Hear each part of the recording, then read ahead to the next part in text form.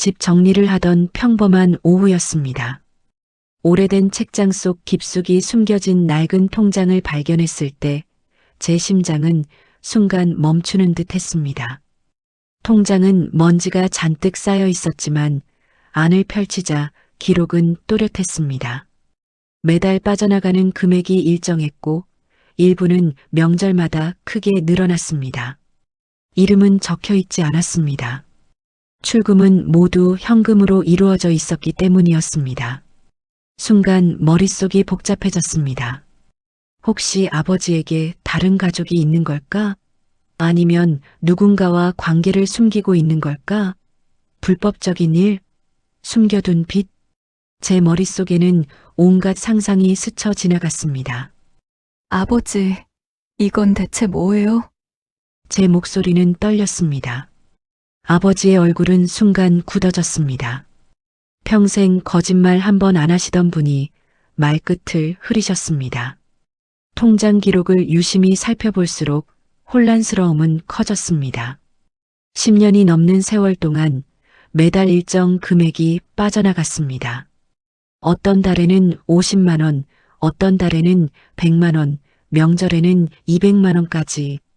출금은 모두 현금으로 이루어져 있었기에 받는 사람 이름은 기록되어 있지 않았습니다. 다만 통장 표지 안쪽에 연필로 희미하게 적힌 메모가 있었습니다. 준서라는 이름이었습니다. 저는 혼자 상상했습니다. 아버지의 비밀거래? 숨겨둔 다른 가족? 혹시 다른 사람과 관계를 숨기고 있는 건 아닐까? 아니면 불법적인 일? 머릿속은 끝없이 복잡해졌습니다. 밤마다 잠을 이루지 못했습니다. 어머니는 이 사실을 아실까? 모든 게 미스터리였습니다. 이 돈은 뭐예요? 조심스럽게 물었지만 아버지는 잠시 침묵하셨습니다. 그냥 옛날 아는 사람을 도와주는 거야. 말은 간단했지만 10년 넘게 거액을 그냥 도와준다는 게 현실적일까요? 아버지의 표정은 평소와 달리 어딘가 불편해 보였습니다. 더 이상 캐묻지 않았지만 궁금증은 오히려 더 커졌습니다. 며칠 동안 저는 관찰을 결심했습니다.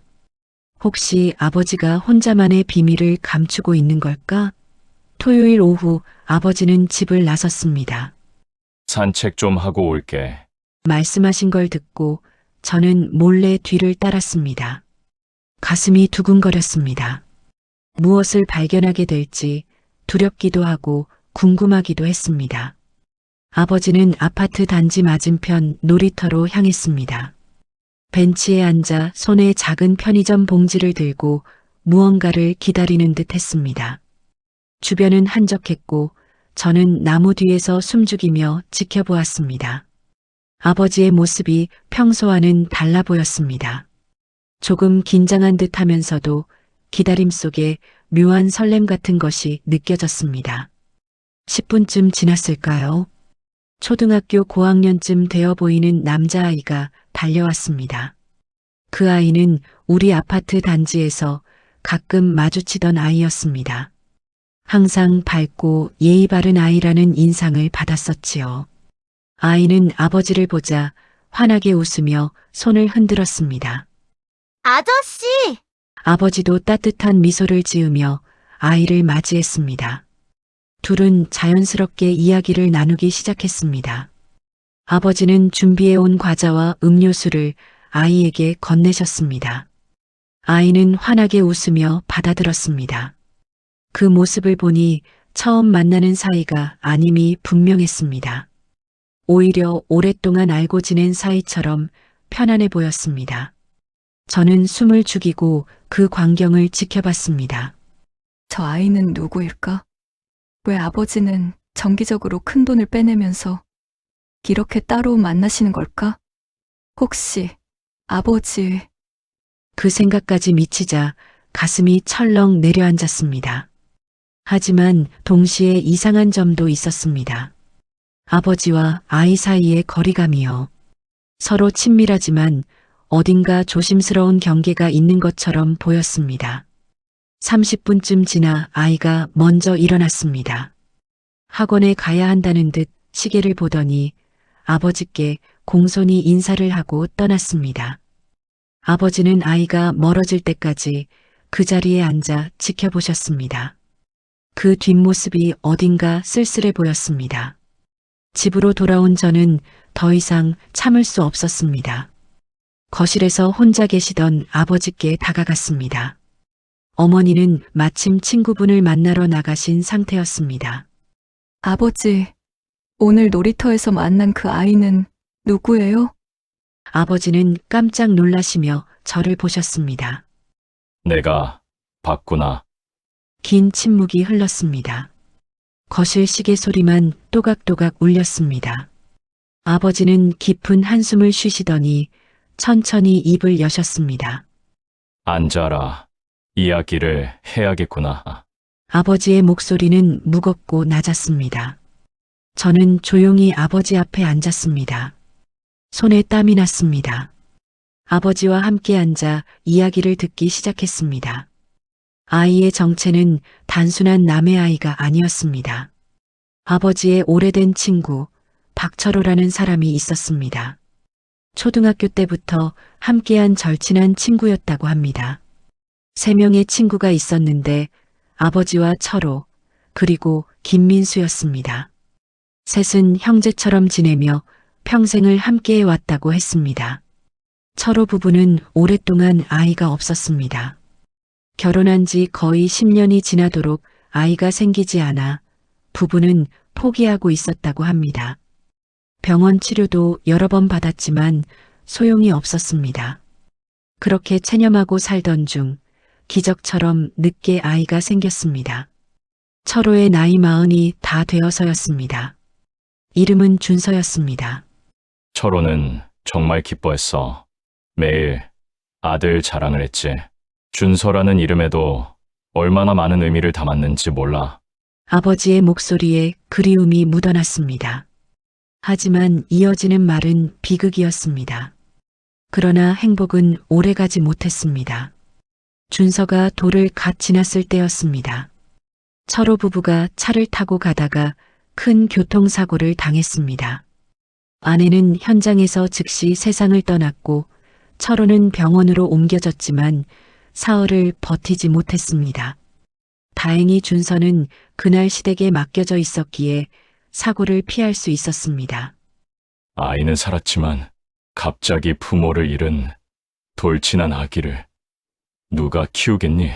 아버지의 목소리가 떨렸습니다. 친척들은 서로 눈치만 봤다고 합니다. 경제적 부담도 부담이지만 갓 돌이 지난 아기를 키운다는 것 자체가 큰 책임이었기 때문입니다. 고아원 이야기까지 나왔다고 합니다. 그래서 아버지가 키우신 거예요? 아니, 나도 그럴 수 없었어. 아버지의 대답에 저는 혼란스러웠습니다. 그럼 도대체 어떻게 된 걸까요? 아버지는 계속 설명하셨습니다. 당시 우리 집 형편도 그리 넉넉하지 않았다고 합니다. 제가 중학생이었고 동생도 초등학생이었지요. 아이 둘을 키우는 생활비가 만만치 않았습니다.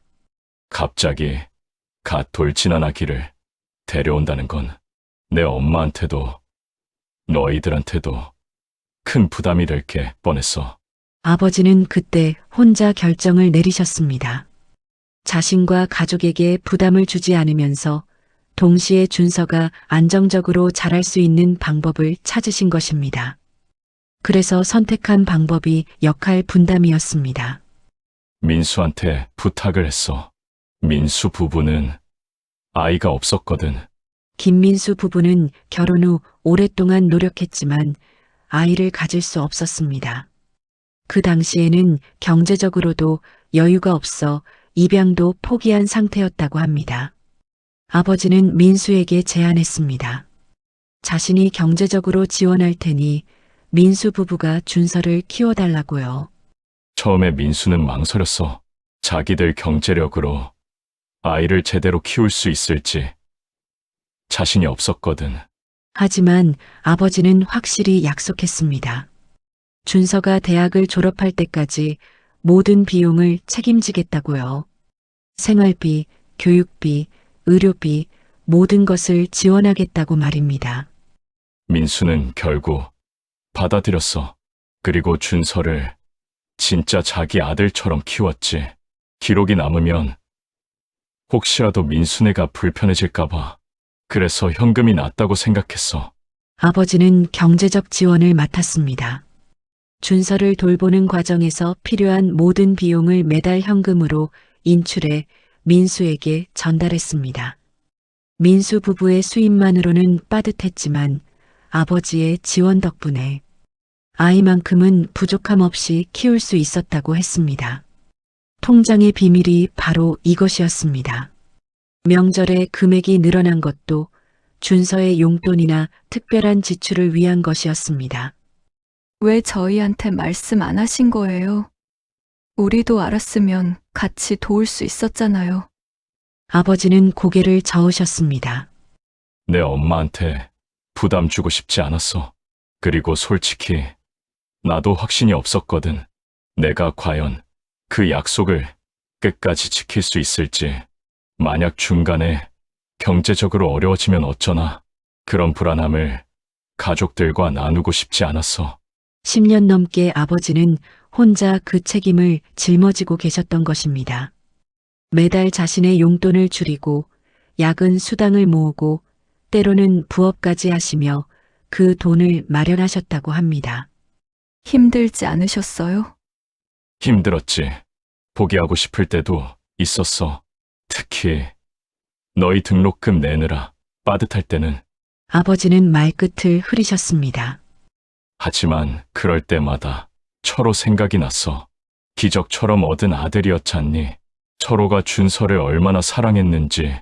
병원에서 마지막으로 한 말이 뭐였는지 아니? 저는 고개를 저었습니다. 사고 직후 병원에서 철호가 잠깐 의식을 되찾았을 때가 있었어.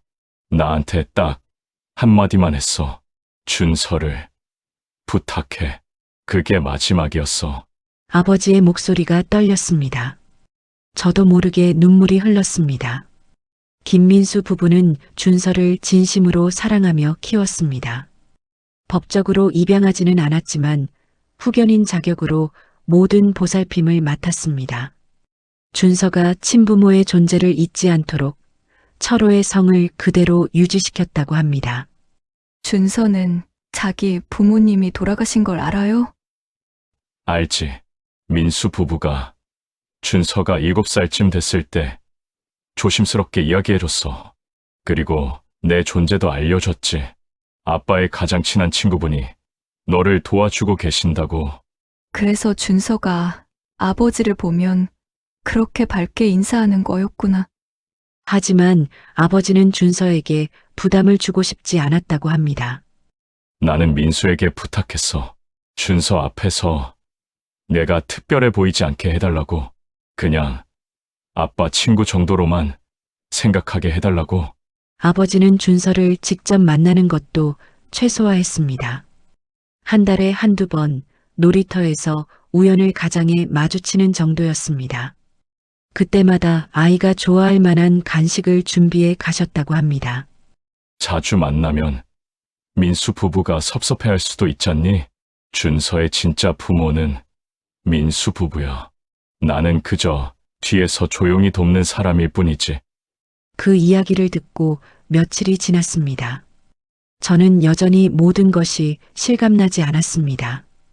토요일 오후 저는 다시 그 놀이터로 향했습니다. 아버지 몰래였습니다. 확인하고 싶었습니다. 아버지의 이야기가 진실인지 준서라는 아이가 정말로 행복하게 자라고 있는지요. 놀이터에 도착하자 준서가 다른 아이들과 즐겁게 놀고 있는 모습이 보였습니다. 밝고 건강해 보였습니다. 얼마 후 중년 부부가 나타났습니다. 김민수 부부임을 직감적으로 알 수 있었습니다. 부부는 준서를 부르며 따뜻하게 미소 지었습니다. 준서도 환하게 웃으며 달려갔습니다. 엄마, 아빠! 준서가 외치는 소리가 들렸습니다. 민수 부부는 준서가 혼란스럽지 않도록 호칭은 단순하게 정하기로 했다고 했습니다. 그리고 준서가 부르는 그 목소리에는 사랑과 신뢰가 가득했습니다.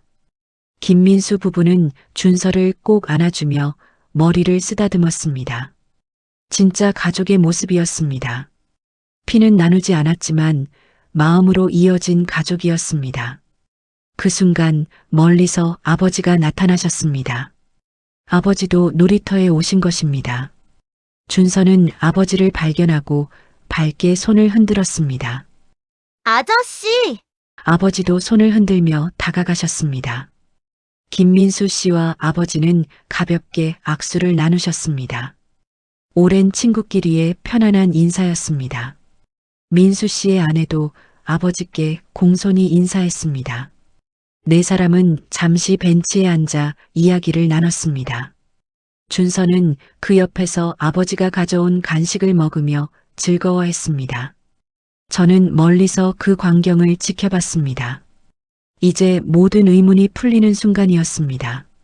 아버지의 조용한 헌신, 김민수 부부의 사랑, 그리고 통장에서 사라지던 돈의 의미까지 모든 것이 이해되었습니다. 이것은 단순한 경제적 지원이 아니었습니다. 친구를 향한 약속이자 한 아이의 미래를 위한 새 어른의 조용한 협력이었습니다. 아, 이제 다 이해했어요. 저는 속으로 중얼거렸습니다. 마음 깊이 안도감이 밀려왔습니다. 동시에 아버지에 대한 존경심이 샘솟았습니다.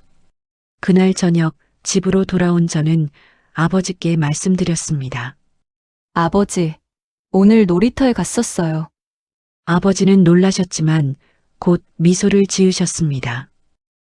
그래, 봤구나. 예. 준서, 정말 행복해 보이던데요? 김민수 아저씨 부부도 정말 좋은 분들 같아요.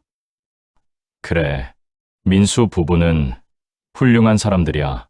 준서를 진짜 자식보다 더 아끼고 사랑하지. 저는 조심스럽게 제안했습니다. 아버지, 이제 제가 도와드릴게요. 준서를 위해서라도요. 아버지는 잠시 망설이시더니 제 손을 꼭 잡으셨습니다. 고맙다. 정말 고마워. 그 뒤로 저는 준서를 자주 만나기 시작했습니다. 처음에는 어색했지만 준서는 금세 마음을 열었습니다. 밝고 순수한 아이였습니다. 공부도 잘하고 친구들도 많았습니다. 김민수 부부도 따로 만났습니다. 두 분은 진심으로 준서를 사랑하며 키우고 계셨습니다. 준서의 친부모 이야기도 자주 들려주며 아이가 자신의 뿌리를 잊지 않도록 노력하고 계셨습니다. 통장은 이제 제 이름으로 새로 만들어졌습니다. 아버지와 함께 준서의 미래를 위해서였습니다. 아버지는 이제 조금 더 편안한 마음으로 준서를 볼 수 있다고 하셨습니다. 혼자 짊어졌던 무게를 함께 나눌 수 있게 되었으니까요. 어느 날 준서가 물었습니다. 누나는 왜 저한테 이렇게 잘해주세요? 저는 웃으며 대답했습니다. 그냥 준서가 좋아서. 준서는 환하게 웃었습니다. 그 웃음 속에서 저는 철호 아저씨의 마지막 소원이 이루어지고 있음을 느꼈습니다. 준서는 사랑받으며 자라고 있었습니다. 여러 사람의 조용한 헌신 속에서요. 통장 속 기록은 단순한 숫자가 아니었습니다. 그 안에는 믿음과 약속, 그리고 끝까지 지켜진 헌신이 담겨 있었습니다. 드러나지 않아도 누군가를 위해 묵묵히 자리를 지키는 마음, 칭찬받으려 하지 않고 보답을 바라지도 않는 조용한 사랑, 그것이 진정한 우정이자 책임이라는 것을 저는 배웠습니다. 아버지는 10년 넘게 혼자 그 무게를 견뎌왔습니다. 가족에게조차 말하지 않고 오직 친구와의 약속을 지키기 위해서였습니다. 김민수 부부는 자신의 아이가 아니었지만 진심으로 준서를 사랑하며 키웠습니다. 새 어른의 조용한 협력 덕분에 준서는 부모를 잃었지만 사랑만큼은 잃지 않을 수 있었습니다. 어쩌면 우리 삶 속에도 그런 사람들이 있을 것입니다.